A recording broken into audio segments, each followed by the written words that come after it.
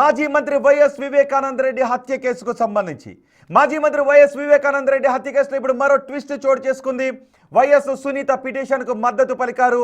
ఈ కేసులో A2గా ఉన్న నిందితుడు సునీల్ యాదవ్.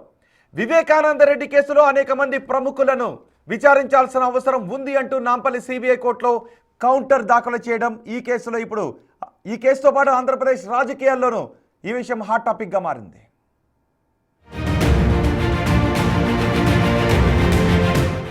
వైఎస్ వివేకానందరెడ్డి హత్య కేసు విచారణలో కీలక మలుపు. రాబోయే రోజుల్లో ఏం జరగబోతోందన్న టెన్షన్.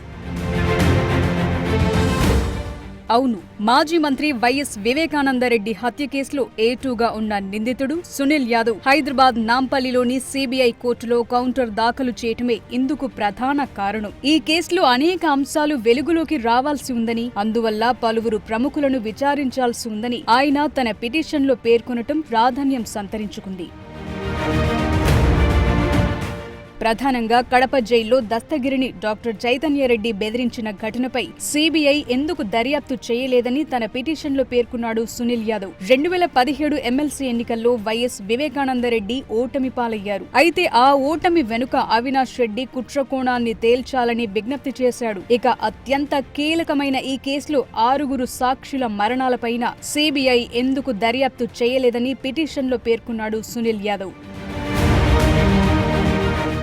కల్లూరు గంగాధర్ రెడ్డి అనంతపురం ఎస్పీకి ఫిర్యాదు చేసిన తరువాత కూడా ఎందుకు రక్షణ కల్పించలేకపోయారని తన పిటిషన్లో పేర్కొన్నాడు సునీల్ యాదవ్. ఈ కేసులో అన్ని విషయాలు బయటకు రావాలంటే ఇంకా అనేక మంది ప్రముఖులను విచారించాల్సి ఉందని పిటిషన్లో పేర్కొన్నాడు. ఈ కేసులో తప్పు చేయకపోతే దర్యాప్తు వద్దని, మిగిలిన నిందితులంతా ఎందుకు అభ్యంతరం చెప్తున్నారని ప్రశ్నించాడు సునీల్ యాదవ్. వీటన్నింటినీ పొందుపరుస్తూ నాంపల్లి కోర్టులో కౌంటర్ దాఖలు చేయడంతో ఏం జరగబోతోందన్న టెన్షన్ నెలకొంది.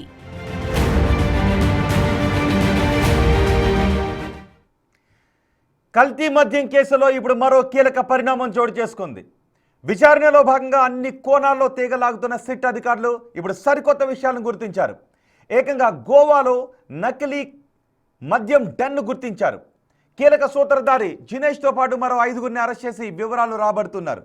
మనీ లాండరింగ్ కోణంలో కూడా దర్యాప్తు చేస్తూ ఒక్కో విషయాన్ని వెలుగుతీస్తున్నారు సిట్ సభ్యులు. ఏపీ పాలిటిక్స్ ను షేక్ చేస్తోంది కల్తీ మద్యం స్కామ్. ఇప్పటికే ఈ కేసులో పలువురిని సిట్ అరెస్టు చేయగా మాజీ మంత్రి జోగి రమేష్ ను సైతం అరెస్టు చేయడం సంచలనం సృష్టించింది. ఈ క్రమంలోనే సిట్ విచారణలో మరిన్ని కీలక అంశాలు వెలుగు చూస్తున్నాయి. ఈ మద్యం లింక్లు ఏకంగా గోవా వరకు పాకటం ప్రాధాన్యం సంతరించుకుంది.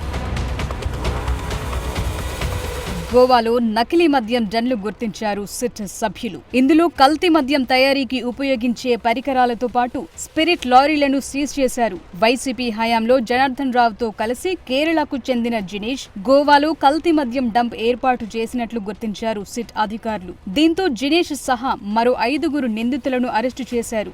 మదనపల్లె ఎక్సైజ్ ఆఫీసులో వీరందరినీ విచారిస్తున్నట్టు తెలుస్తోంది. సెట్ అధికారుల విచారణలో జినేష్ సహా ఇతర నిందితులు ఇప్పుడేం చెప్తారన్నది ఉత్కంఠగా మారింది. ఇప్పటికే ఈ కేసులో పలువురిని అరెస్టు చేసిన సిట్ రాబోయే రోజుల్లో ఇంకా ఎవరెవర్ని అరెస్టు చేస్తుందన్న టెన్షన్ నెలకొంది.